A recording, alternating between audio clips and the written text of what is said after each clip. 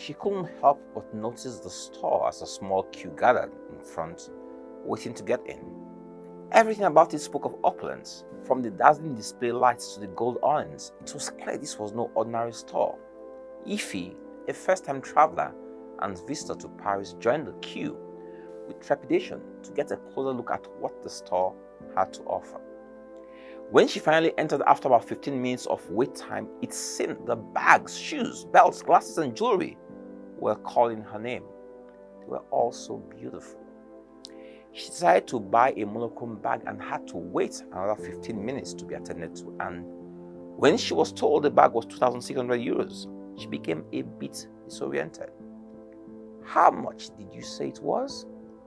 The attendant again said 2,600 euros.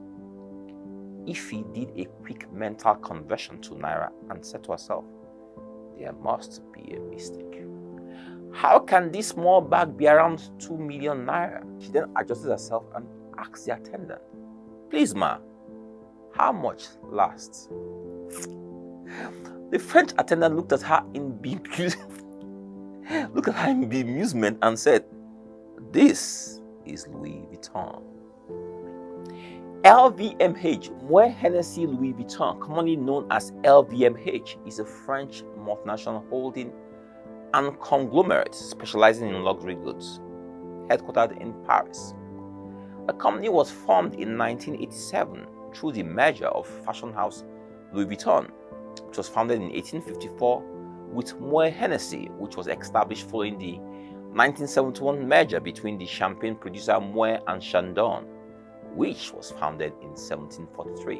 In 2021, with a valuation of $329 billion, LVMH became the most valuable company in Europe.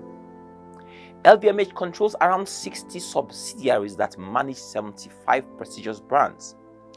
These include Tiffany & Co., Christian Dior, Fendi, Givenchy, Marc Jacobs, Stella McCartney, Loewe, Loro Piana, Kenzo, Celine, Sephora, Yacht, Tag Heuer, and Bulgari. On 12 May 2019, the fashion house Fenty, created by singer Rihanna, was launched by LVMH in Paris. It is the first new fashion house by LVMH in 32 years. And Rihanna is the first woman of color to head a brand under LVMH. Bernard Arnault is the chairman and CEO of LVMH. Have you ever wondered why designer brands are so expensive? You look at the leather and it seems no different from the leather you know. So why the huge price difference? 2 hotels on the same street, same room size, and one room goes for $500 a night while the other goes for $200. Why?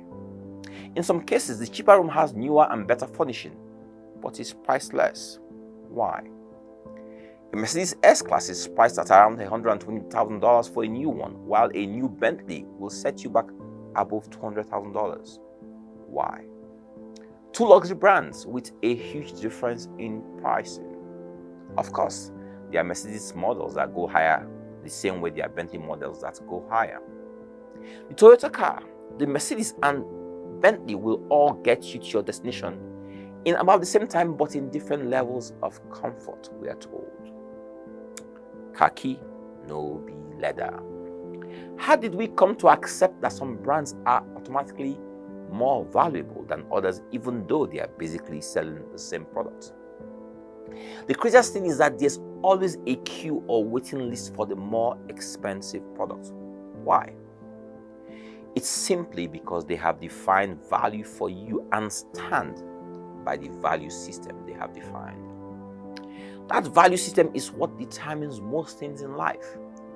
It determines how far you go, how people treat you or relate with you, what people say about you, where you can go and not go. Value. Who are you and how valuable are you?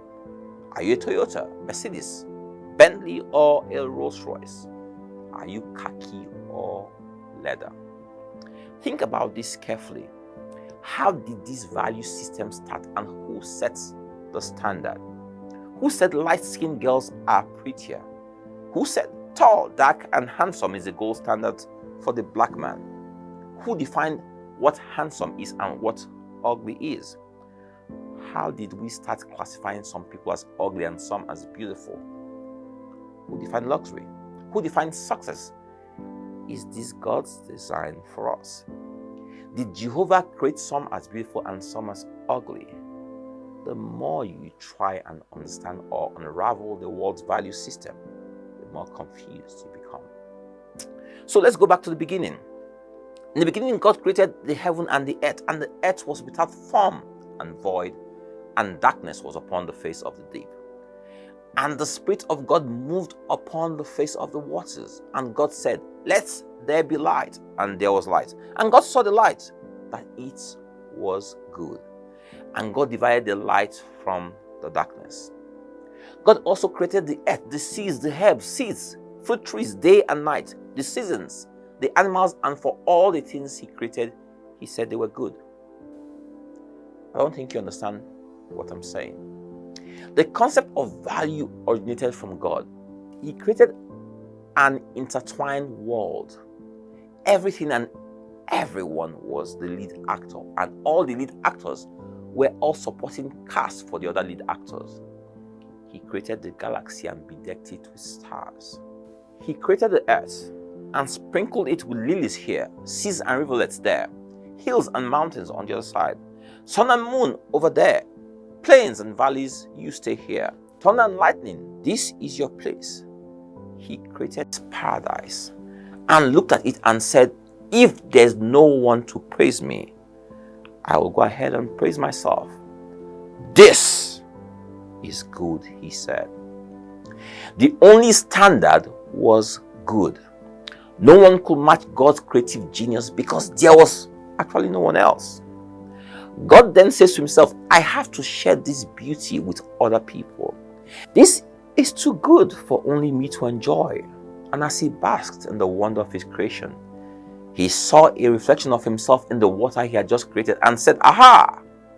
I will create one in my image and likeness.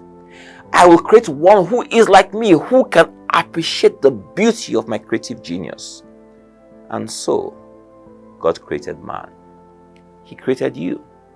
He created a perfect you and saw you and said, "This is good." Everything God created is good and of inestimable value. Do you know that you won't find anyone in the Bible described as ugly?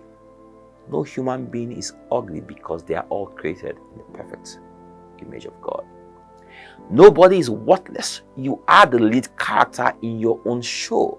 You are the star of your very own movie. Don't ever let anyone say how much lasts to you. You know what your value is. Don't let anyone reduce your value or shortchange you.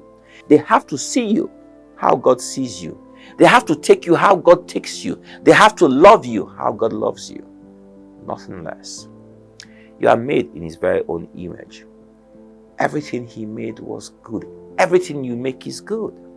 Understand this and live your life the way God designed you to live it. Don't let the standards of men derail you.